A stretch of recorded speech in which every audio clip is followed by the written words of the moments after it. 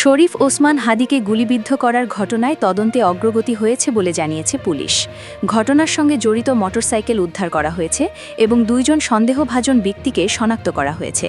আইন শৃঙ্খলা বাহিনী জানিয়েছে খুব শিগগিরই তাদের গ্রেপ্তার করা হতে পারে। আন্তর্জাতিক অঙ্গনে ভয়াবহ খবর এসেছে অস্ট্রেলিয়া থেকে।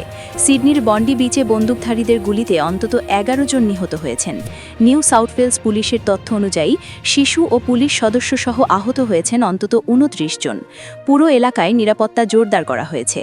এদিকে আফ্রিকার দেশ সুদানে সশস্ত্র গোষ্ঠীর হামলায় নিহত ও আহত বাংলাদেশি শান্তিরক্ষীদের পরিচয় প্রকাশ করেছে আইএসপিআর।